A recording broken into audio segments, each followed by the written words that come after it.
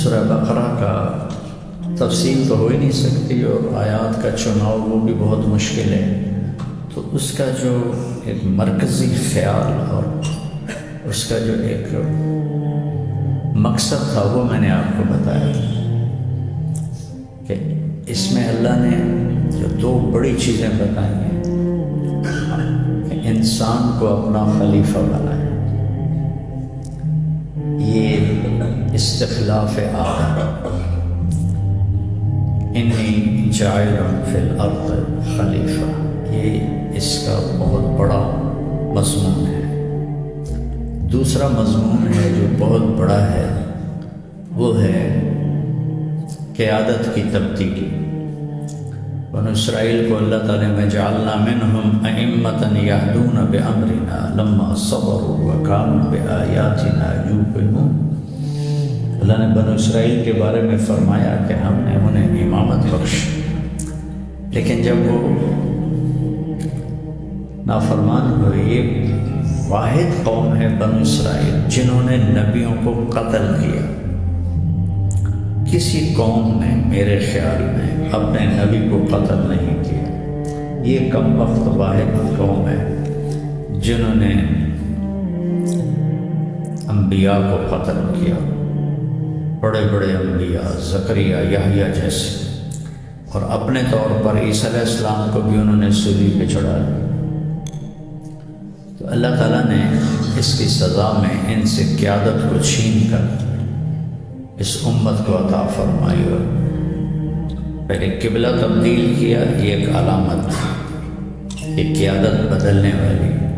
پھر آیت اتاری وَكَذَلِكَ جَعَلْنَاكُمْ أُمَّةً وَسَطًا لِتَكُونُوا شُهَدَاءَ عَلَى النَّاسِ۔ یہ امامت ہے کہ ہم لوگوں کے سامنے اللہ کی وحدانیت کی گواہی دیتے، اور وَيَكُونَ الرَّسُولُ عَلَيْكُمْ شَهِيدًا، یہ بھی ہے۔ اب ہم سچے گواہ ہیں یا غلط گواہ ہیں؟ ایک آدمی دعویٰ کرتا ہے تو اس کے لیے اگر گواہ بھگت جائیں تو وہ دعویٰ سچا ہو جاتا ہے۔ تو ہماری گواہی سچی ہے، اس پر اللہ نے اپنے نبی کو گواہ بنایا، جن سے بڑا کوئی گواہ نہیں۔ تو اس کی ذمہ داری کیا ہے؟ وہ آل عمران میں کنتم خیر امۃ اخرجت للناس، تمہیں نکالا گیا ہے لوگوں کے لیے، اخرجت للناس۔ کیا ذمہ داری ہے؟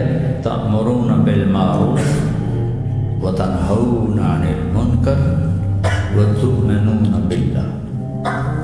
اتنی بڑی ذمہ داری اللہ نے، جو وَلْتَكُن مِّنكُمْ أُمَّةٌ يَدْعُونَ إِلَى الْخَيْرِ وَيَأْمُرُونَ بِالْمَعْرُوفِ وَيَنْهَوْنَ عَنِ الْمُنكَرِ وَأُولَٰئِكَ هُمُ الْمُفْلِحُونَ۔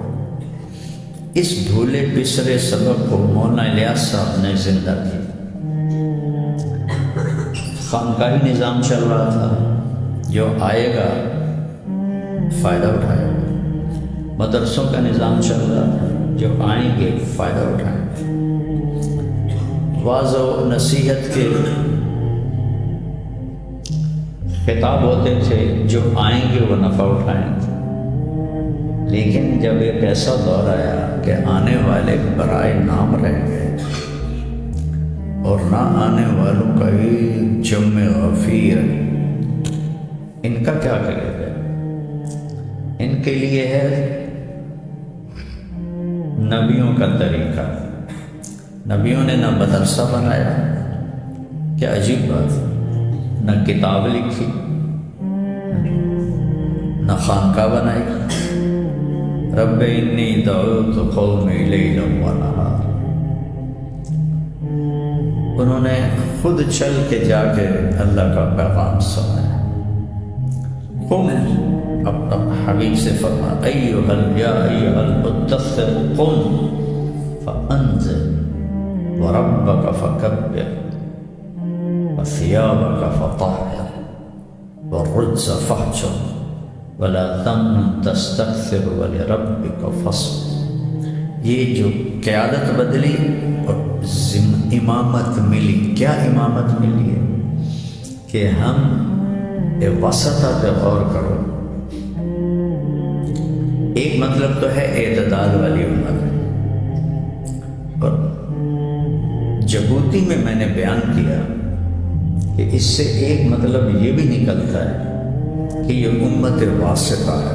پہلے جہاں نبی ہوتے تھے اللہ اور بندے کے درمیان واسطہ، جو انہیں اللہ کی یا قوم اعبدوا اللہ یا قوم اعبدوا اللہ ما لکم من الہ غیرہ، ہر نبی قوم میں جاتے ہیں۔ اب یہ امت ہے، یہ انسانوں کو کہے گی یا قوم اعبدوا اللہ ما لکم من الہ غیرہ، نبیوں کی جگہ اب یہ واسطہ بنے گی۔ ڈاکٹر شیخ فوزی تھے میرے بڑے پیارے دوست، فوت ہو گئے، قطر، سوڈانی تھے، قطر کا پاسپورٹ تھا، شاعر تھے، بڑے لبیب ادیب۔ وہ مجھے بیان کے بعد میرے پاس آئے، میں نے کہا میں نے وسطہ کا یہ ترجمہ کیا ہے، ٹھیک ہے؟ کہنے کہ ٹھیک تو ہے، پر یہ قرآن ہے تو اس میں کوئی پیچھے مثال مل جائے تو وہ زیادہ احوط اور احتیاط والی بات ہے، باقی لغت کے اعتبار سے ٹھیک۔ میں جب واپس آیا تو میں نے پہلی دفعہ تفسیریں سنجیدگی سے اٹھائی، تو مجھے تو کسی تفسیر میں ملا نہیں، تو وہ جو پہلی تفسیر ہے تفسیر طبری، ابن جریر رحمہ اللہ، بہت زبردست تفسیر ہے، وہاں میں نے اس کو دیکھنا شروع کیا تو وہ وسطہ اعتدال کچھ اور جو میں نے کہا تھا وہ آیا ہی نہیں، تو میرا دل بیٹھ گیا، لیکن کافی انہوں نے اس کو لمبا چلایا ہے۔ سب سے آخر میں انہوں نے یہ مطلب بیان کیا کہ یہ امت وسطہ ہے اللہ اور بندوں کے درمیان۔ تو پھر مجھے تسلی ہو گئی کہ رب رمیۃ من غیر رامن بھی تو ہوتا ہے، کبھی اندھے کا تیر بھی چل جاتا ہے۔ تو مجھے بہت خوشی ہوئی کہ اللہ نے مجھ سے صحیح کہلوایا۔ یہ امامت ہے، یہ قیادت ہے۔ یہ بیچ میں پھر جب حکومتیں آئیں تو سیاست چھا گئی، آپس کی لڑائیاں شروع ہو گئیں، اور یہ قیادت و امامت بھول گئی علماء اپنے طور پر۔ ایسا نہیں کہ کبھی دعوت مٹی، اس زمانے کے علماء، آج کے وہ وسائل ہی نہیں تھے کہ وہ ایک جگہ بیٹھ جائیں، لوگ انہیں چل کے دعوت دینی ہوتی تھی۔ تو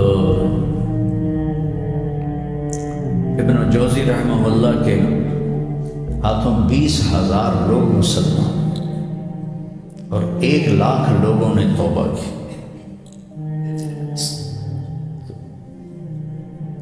آج کا جمود نہیں تھا اس وقت۔ تو یہ اللہ نے ہمیں ذمہ، اس کو مولانا الیاس صاحب رحمہ اللہ پر اللہ نے القاء کیا، ان کے بس کی بات ہی نہیں تھی کہ وہ ایک نئی چیز کو اس طرح لے کر آئے۔ تو اللہ کی طرف سے القاء ہوا، الہام ہوا، خواب ہوا۔ مکے 1926 میں مایوس ہو کر چلے گئے تھے کہ اصلاح کی کوئی صورت نہیں، ہجرت کر گئی اپنے شیخ مولانا خلیل احمد کے ساتھ مدینہ، اور میں یہیں مروں گا۔ وہاں اللہ کے نبی خواب میں آئے کہ میرے پاس آؤ۔ تو حضرت مدنی کے بڑے بھائی تھے، وہ بہت، حضرت مدنی تو ہجرت کر کے آ گئے تھے، وہ وہیں رہے، حبیب ان کا نام تھا، وہ بہت زیادہ ان کے تعلقات ہو گئے سرکاری لوگوں سے۔ تو مولانا الیاس صاحب نے وہ خواب ان کو سنایا، انہوں نے مزار مبارک کے جو تھے مسوروں کو بلا کر کہا کہ شخص کو جالیوں کے اندر بھیجو۔ تو 3 راتیں وہ جالی اور دیوار کے درمیان سوئے۔ ان ان 3 راتوں میں یہ سارا کام ان کے سامنے پیش کیا گیا۔ تصوف کو دیکھا تھا، تصوف کو لے کے چل رہے تھے، مدرسوں کو دیکھا تھا، مدرسوں کو دیکھ کے چل رہے، ایک دم یہ شروع کر دیا میں، اور پھر ایک ان کے پیچھے میواتیوں کے پیچھے، مشکل ترین قوم۔ تو یہ امامت کی ذمہ داری ہے۔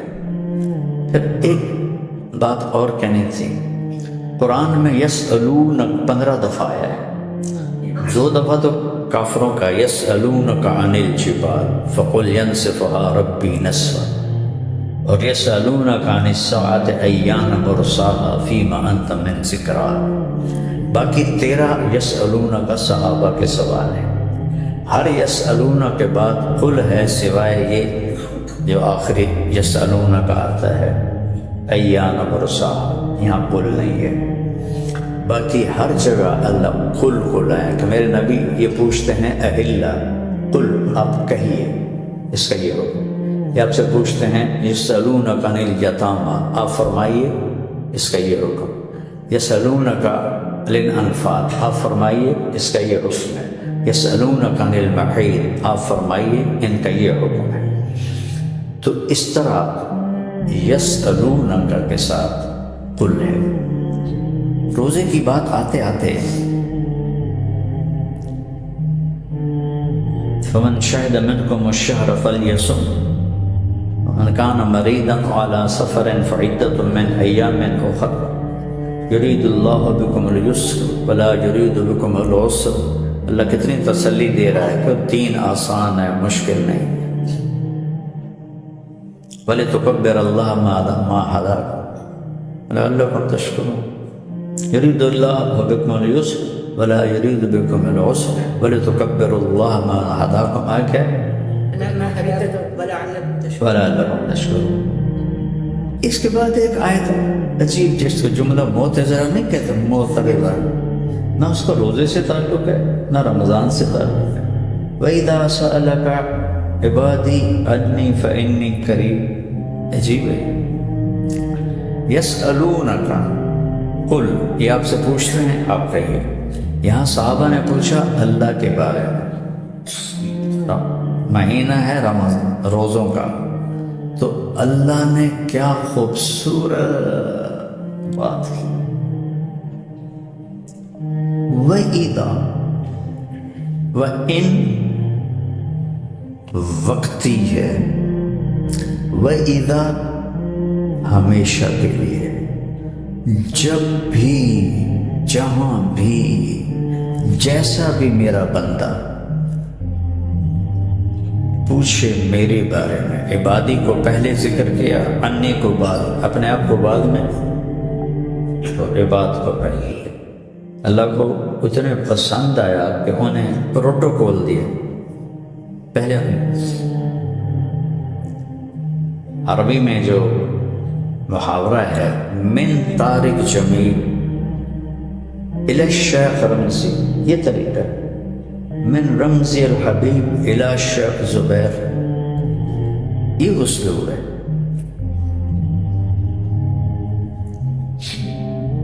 جب کسی کو عزت دینی ہوتی ہے تو اس کو پہلے ذکر کرتے ہیں، اپنے آپ کو بعد۔ جب سالاران لشکر اللہ کے نبی کے زمانے میں جہاد ہو رہا تھا، تو جب خط لکھتے تھے اللہ کے نبی تو من خالد بن الولید الی رسول اللہ نہیں ہوتا تھا، الی رسول اللہ من خالد بن الولید یہ ہوتا تھا۔ اسی پر تو کسرا نے خط پڑھا، یہ کون ہے، اپنا نام پہلے لکھ دے، من عبداللہ محمد رسول اللہ، میرا نام بعد میں لکھتا ہے۔ اس نے آگے سنا ہی نہیں، خط پکڑ کے پھاڑ کے پھینک دیا۔ اور حیثیت کیا تھی اس کی نظروں میں؟ یمن میں اس کی حکومت تھی، وہاں کے حاکم کو کہا 2 سپاہی بھیجو اور اس کو پکڑ کے لاؤ، یہ حیثیت تھی اس کی۔ تو حضرت عبداللہ بن زبیر اور حضرت معاویہ رضی اللہ عنہما کی زمین کٹھی تھی، تو وہ جو بننا جس کو کہتے ہیں وہ ایک تھا، وہ تو کبھی وہ ٹھیک کرتے آگے پیچھے ہو جاتا ہے، ہمارے بھی ہو جاتے ہیں، لوگوں کے ہمارے اندر آ جاتے ہیں، ہمارے ان کے اندر چل جاتے ہیں، کوئی جان بوجھ کے نہیں ہوتے، وہ اندازے سے ہوتا ہے۔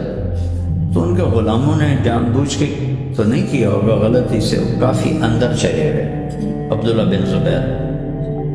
تو انہوں نے اب حضرت معاویہ کو خط لکھا کہ تیرے غلام میری زمین پر قبضہ کر رہے ہیں، انہیں سمجھا دو کہ یہ زیادتی چھوڑ دیں، ورنہ میں تم سے نمٹ لوں گا۔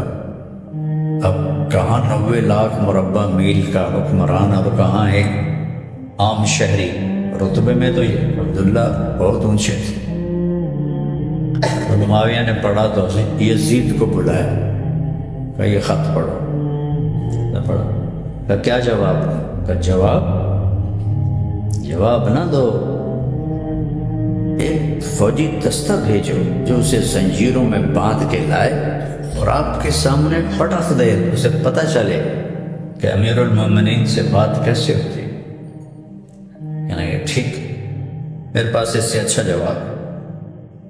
تو اب لکھنا تھا من عبداللہ امیر المومنین معاویہ ابن ابی سفیان، انہوں نے لکھا الى عبداللہ ابن زبیر، نہیں، الى ابن حواری الرسول۔ بہت حلیم ہستی تھے حضرت معاویہ رضی اللہ، بہت حلیم تھے۔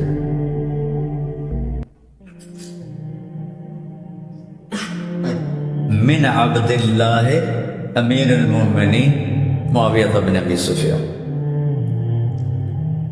آگے لکھا ہے کہ مجھے آپ کی شکایت کا پتہ چلا ہے، میں اس پہ معذرت خواہ ہوں، اور اس کے ازالے کا ایک ہی اب مجھے حل سمجھ میں آیا کہ وہاں جتنی میری زمین جائیداد میں ساری چیزوں، غلاموں اور اس کے علاوہ جو اسباب زراعت، سب آپ کی ملک، آپ کو ہدیہ، آپ اس کے مالک ہیں۔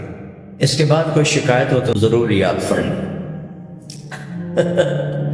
تو جب آیا نا خط، انہوں نے پڑھا، کہنے لگے معاویہ یہی تیری باتیں ہیں، یہی تیری باتیں ہیں جس نے تجھے سردار بنا دیا، یہی تیری باتیں ہیں جس نے تجھے سردار بنا دیا۔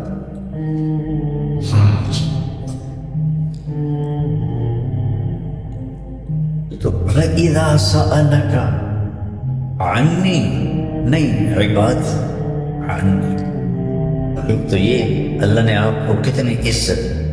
دوسرا ہے قُلْ إِنِّي قریب، میرے نبی ان سے کہیے کہ میں قریب ہوں۔ تو یہاں اللہ نے اپنے نبی کو بیچ میں سے ہٹا دیا، کہا میرے محبوب ان کا میرے بارے میں پوچھنا مجھے اتنا اچھا لگا ہے، آپ پیچھے ہٹ جائیں، میں خود جواب دوں گا۔ میرے بندے میں حاضر ہوں، فَإِنِّي قریب، میں حاضر ہوں۔ سبحان، میں موجود ہوں، فَإِنِّي قریب، میں تیری قریب۔ کس کمال کی بات! میں طلحہ سے کہوں بھائی بلال کی طرح، اس سے تو نہیں پوچھا، آپ سے پوچھا، آپ کے بجائے بلال خود کہے مطلب میں حاضر ہوں، تو یہ ایک عزت، میرے لیے عزت کی بات ہے کہ اس نے بیچ میں واسطے کو ہٹا دیا۔ میں نے تو واسطے سے پوچھا ہے جی میں حاضر ہوں، یہاں اللہ نے یہ کیا، میرے نبی یہ میرے بارے میں پوچھ رہے ہیں، آپ پیچھے ہٹ جائیے، میں خود جواب دیتا ہوں۔ فَإِنِّي قریب، آنا بھی نہیں کہا، انی، شک نکال دو، میں یقیناً تمہارے قریب ہوں، نیڑے ہوں، نیڑے۔ کیا کرتا ہوں؟ اجیب دعوت الداعی۔ اچھا، دعا ہوتا ہے بار بار پکارنا، اور دعوتاً ہوتا ہے ایک دفعہ پکارنا۔ تو یہاں دعوتاً پر الف لام لگا ہے، مضاف مضاف الیہ بنایا، دعوتاً داعی، مضاف الیہ معرفہ ہے تو یہ نکرہ بھی معرفہ ہو گیا۔ اس کو معرفہ کیوں بنایا ہے؟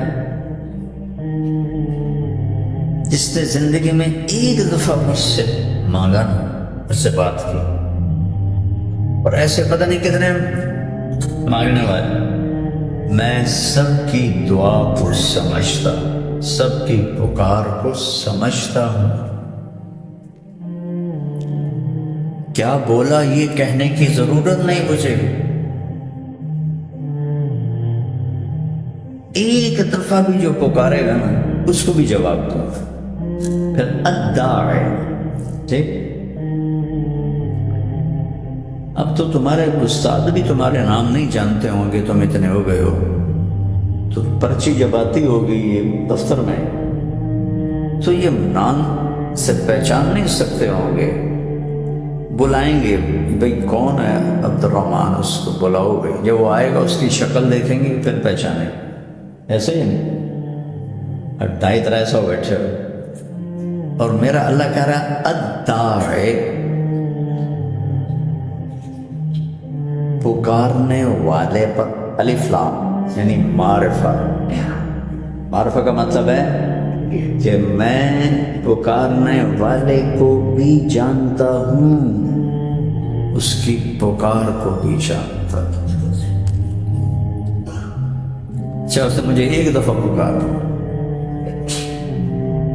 دعوت الداعی، کیا اللہ نے محبت کا اظہار کر دیا.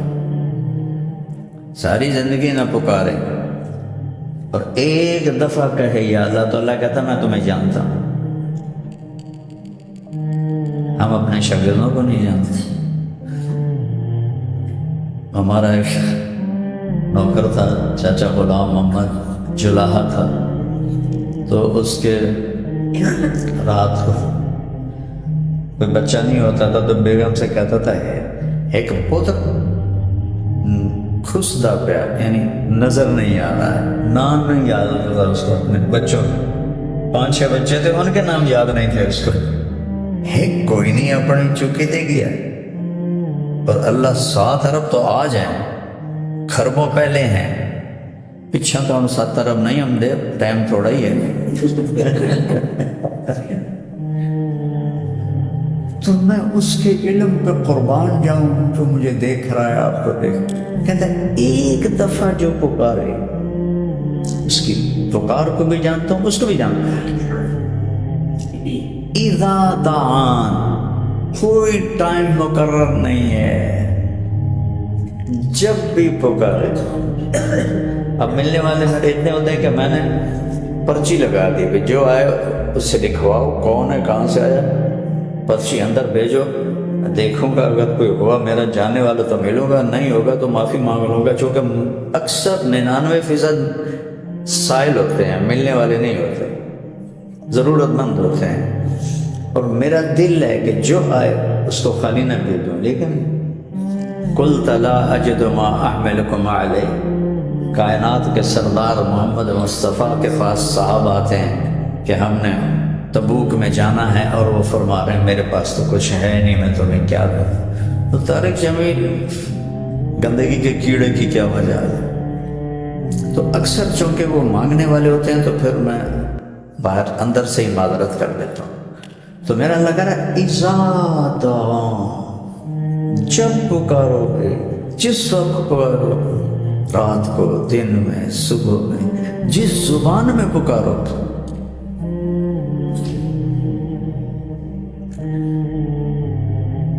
یہ روزے کے ساتھ اس کا تعلق کہ روزہ آپ کو اللہ کے اتنا قریب ہو جاتا ہے کہ بیچ میں واسطے کو بھی اللہ ہٹا کے آمنے سامنے ہو جاتا ہے.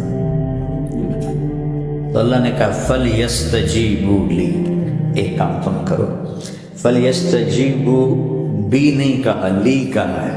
پھر تم میری خاطر، میری بھی تو سنو، میری خاطر، جسے ماں کہتی ہے بیٹا میری خاطر ہی یہ کام کر. اللہ کہہ رہا وہ میری خاطر تم میری بات پہ لبیک کہہ دو. پھر آگے عقیدہ تھا تو وہاں ذمہ داری لائے فَلْيُؤْمِنُوا بِي، اور مجھ پہ ایمان لاؤ. کیا ہوگا؟ رشد ملے گا، سیدھے مجھ تک پہنچو گیا، میں تمہارا ہاتھ پکڑ کے جنت میں پہنچا دوں. تو ہاں حور تمہارا ہاتھ پکڑ کے چومے گی، تمہارے سر سے پاؤں تک گڑگڑ ہونے لگ جائے گی۔